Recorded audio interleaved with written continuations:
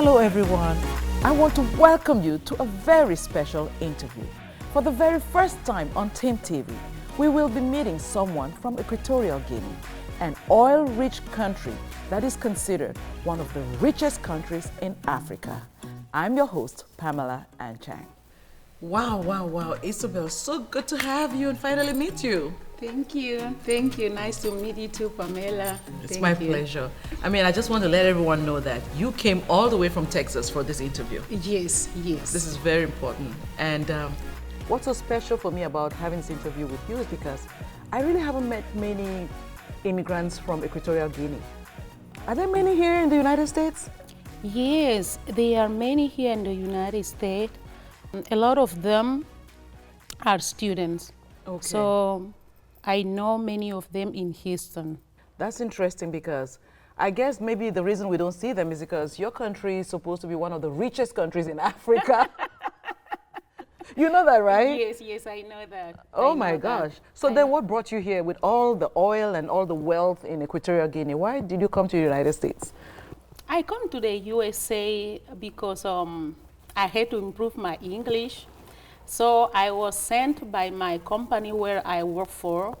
I work for the national oil company that calls GPetrol. So because we interact a lot with Americans, with people that speak English, so when we are in a meeting, we have to understand English. So is that why they send me to the USA to improve my English? And you're doing absolutely well. So you have to just forgive her if she makes any mistakes because she is an amazing language student. How many languages do you speak? I speak, like now, I speak English. I speak French. I speak Spanish because it's my mother tongue. As you know, I'm from Equatorial Guinea, and Spanish is our mother tongue because we were colonized by Spain. So is that why we speak Spanish? So I speak Spanish, and I speak also Russian because I study in Russia. Is there I got my degree as an attorney, as a lawyer. So, and also I speak the what we call dialect. So by tribes. So I am in Fang tribes and I speak Fang. That is, I can say, the fifth language I speak. You speak so many languages. You're what they call a polyglot, right? Can you say hello in two of them? Let's say Fang, because you know what? Let's honor our own African languages. Come on now. Say something. In Fang saying hello, we say Amborano. Okay, and I respond? Amboran. Amboran. Amborano to Equatorial Guinea, people. That's so wonderful. So, I mean, this interview is so important because we want to talk about, your work is so amazing. You're an artist, but you're also an advocate on so many levels. And I'm so happy that you talked about being an attorney. What is more your passion, the art of music or your work as an attorney? Being an attorney is a passion for me because I have been working on it. Since 2003, when I got my degree, I went back home and I was practicing law, but I had something inside that I had to explore. So I feel like I had to sing because when I was a child, I loved to sing. I loved to dance. But now at this age, it's like I say, oh, I have to do it because I don't want to regret in the future. So singing now became like my main passion. Is that why, and the best thing is that I don't sing for the world, I sing for God. So that is very important for me, and I enjoyed singing for God. You know, you talk about being passionate about dancing and singing. When we were kids, you know, there wasn't even TV back then. We used to stand in front of like a mirror and we'd like, this star. Did you see yourself like this star? Yes, of course. And all my family knows about that, oh, Isabel. So when they see me singing now, dancing, they say, oh, we knew that. So she's going to be singing professionally. That's amazing. So you know one of your songs that I listened to, I really love. Yes, the Nifang.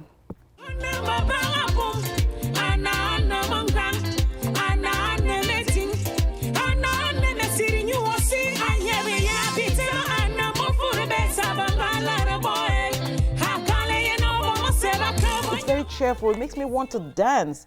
What is the message in that song? The message is Hijas de Niefang means daughter of Niefang. Niefang is the place where I was born. Is the city I was born. So we had a very good education from our parents. They gave us a very, very good education. So when I came now in 2020, because of the social media now, on WhatsApp, we created a group only for Hijas de Niefang, for daughters of Niefang. And they asked me to make a song for them so we can have an identification.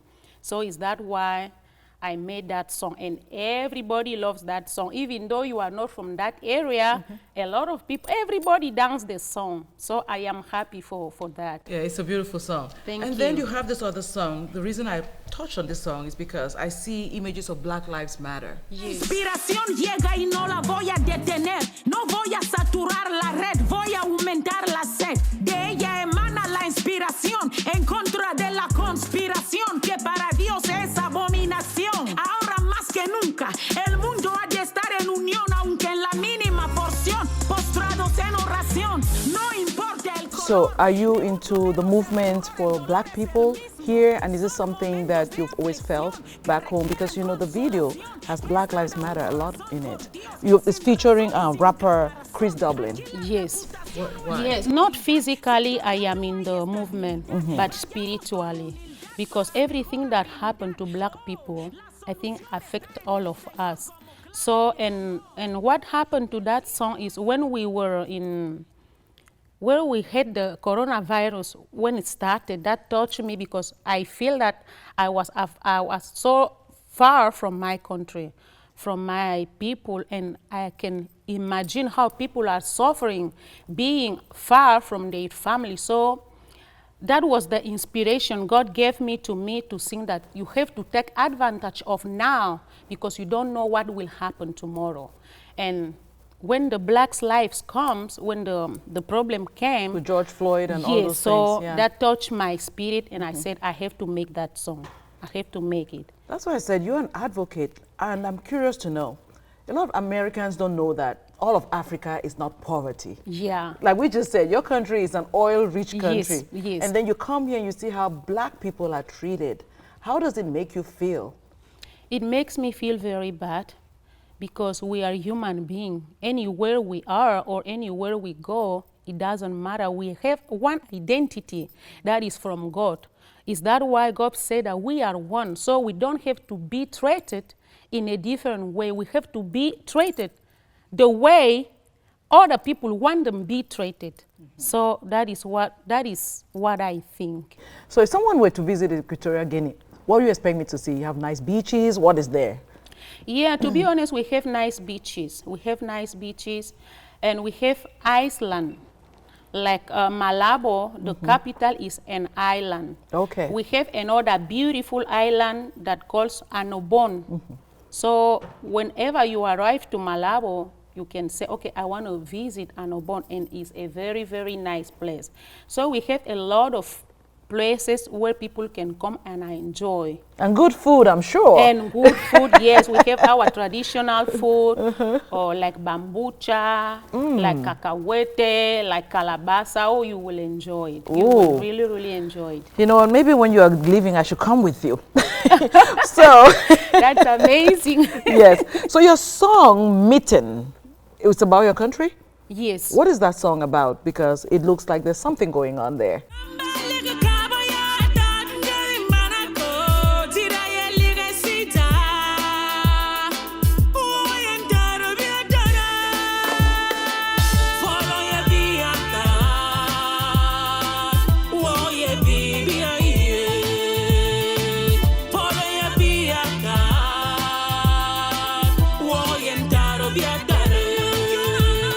The song is Miteng. Oh, Miteng. Miteng, yeah, that is fang. What oil is fang? Yes, okay. it's Miteng. So Miteng means sorrow. Okay.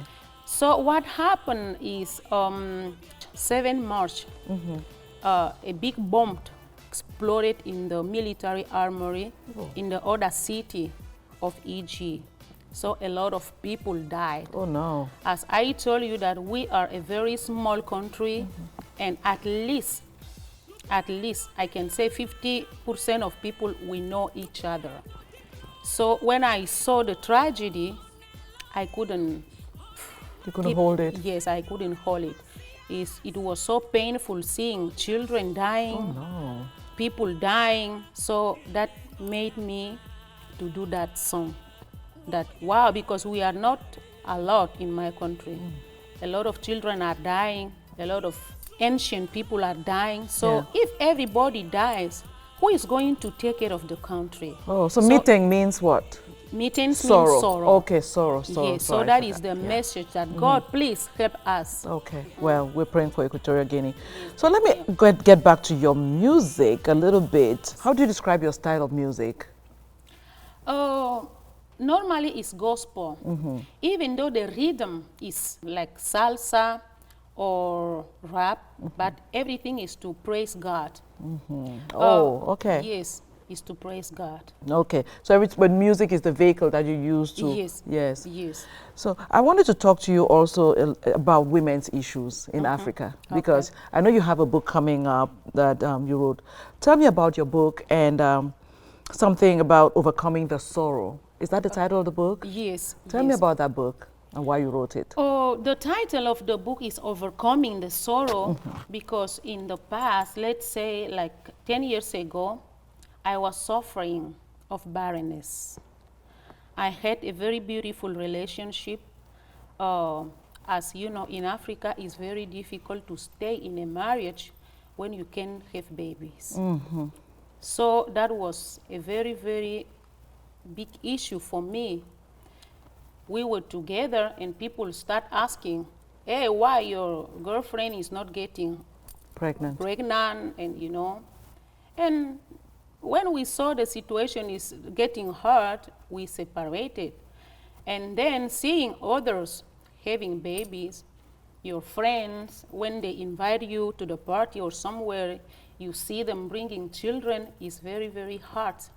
And then someone spoke to me, that is God. He said, if I give you a baby now, are you going to die at the same time with your baby? So don't take care of things that doesn't matter. I am the one that gives baby. So enjoy what you have now and just forget what you don't have. Anytime I want, I will give you the baby. So that made me feel, oh, just forget about it. And I said, okay, maybe there are other women that can face the same situation. So if I write this book, it can help others to know that we don't have to lose hope for what we don't have. We have to move on and keep going, because with God, everything is possible. You're a very strong woman. Thank you. I'm just curious about, I mean, your country is very rich. Yeah. And this is about culture and how we treat our women. Yes. You know, and that's a big problem. And you're right, infertility in Africa is like a load that a woman has to carry. It's taboo, it's a stigma. You become stigmatized, that woman who doesn't have children. Yes. But you think about it now in the West, there are so many ways of having children. You can adopt a child, you can do fertility treatment. So I'm curious to know, in your case, have you considered any of those options? You know, to have a baby. And by the way, anybody that will leave you because you can't have a child didn't deserve you. Thank you very much. Yes. Did not deserve you. Thank you. Absolutely. So tell me about that aspect of adopting or treatments and stuff. Yeah, I had in mind adopting. Okay. Because I have my faith that God has to show me his favor. I know that he is going to show me his favor. But now I don't have in mind to going through any treatment. Okay.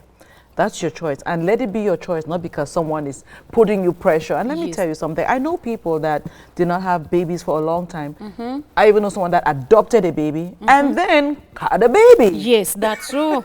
That's true. So true. It's not about losing hope. It's about the worst thing is for the young people or those who are not empowered, women that are not empowered. So I hope that your book would really inspire them and that they'll know that they're not alone and that they have someone in you. So do you have like an organization or something that people can, you know, communicate with you about issues like this, because you are in a position as an artist, you know, to help other women? Not now, but me and my friend, we are trying to create an organization to help, people, to help widows. I wanted to build a place where I can take old people that doesn't have any way to get treated and bring them there. And I want to take care of that. And also that the children that doesn't have parents, I want to take them and to, let's say, orphanage. Yes, orphan kids. Yes, something like that. An orphanage. Orphanage, yes. And take care of them. I want to invest the money for that. This is so awesome. So you are doing so many things. What's next? What's boiling? What's next? Are you working on any new songs? What is going on right now? Yes, I had a song written already, and I have them recorded already. What I'm working now is doing new videos. That is amazing. So how's your stay been here in LA? Have you had fun? Oh, yes, yes. Because it's not my first time coming to LA. Yeah. Yes, I had been here in 2008. Okay. And now it's like, wow, I can see LA again. So to be honest, I am very, very enjoying staying here. That's wonderful. Yes. What's your message to people back home right now? Hola, mi familia. Pues quiero decirles que doy gracias a Dios. I thank God for this opportunity. Con Dios todo es posible. Con Dios todo es posible. With God everything is possible. Siga tu corazón. Follow your heart. And follow the direction that God gives you, because you will never regret. He is the one that knows where He's bringing us to. Por lo cual les voy a decir gracias y que Dios les bendiga. Bien o bien? Bene. Which one should I say? Muy bien. Muy bien. That's so amazing. That's amazing. So how can our audience find your music and, you know, all the work that you do? They can just go on YouTube, Okay. looking, because I did not want to change my name. Okay. I did not want to change my name, like, okay, this is an artist name. My artist name is Isabel Oyana. My attorney name is Isabel Oyana. And my personal name, so everything about me is Isabel Oyana. So they can just go to YouTube or Instagram and they will see Isabel Oyana. Yes. So Isabel Oyana, everybody. Isabel Oyana. thank you. Anything else? Pues nada más, solo quiero decir que estoy muy contenta. I'm so happy to be here. I'm so happy for you guys. And I'm so happy to being what God wants me to be. It doesn't matter what people is going to say, what are going to think about me. The most important thing is to make my Father be happy. Is Awesome. that why I decided to take my music profession very seriously. That's so wonderful. I'm so proud of you. Thank you. I want to thank you so much for stopping by, and all the best. Thank And you. don't worry about all those people that think that you're less than a woman because you don't have a baby. You're Thank a you. full woman. Thank And you. for all the women out there who are struggling with fertility issues or stigma of any sort, please know that you have a partner in Isabel, you have a partner in me, and you are full women. Anybody that says that you're not does not deserve you. Thank you. Thank you and good luck in everything you do. And I can't wait to hear your next album. And be sure to buy her book when it comes out. So be sure to tune into TIMTV for when the book comes out, Overcome the Sorrow. But she's more than overcoming the sorrow. She's an advocate, she's a strong woman, an amazing artist, passionate artist. And we wish you well. And safe journeys back to Texas, where you came from. Thank you. And back to Equatorial Guinea. That's it Thank for you us, very ladies and much. gentlemen. Thank you, you. and see you next time on TIMTV. Thank you all for watching. If you enjoyed our program, please be sure to leave us a comment because we count on those comments to do better. Don't forget to follow me on Twitter and Instagram at Pam Anchang and like us on Facebook at The Immigrant magazine. See you next time on TIMTV.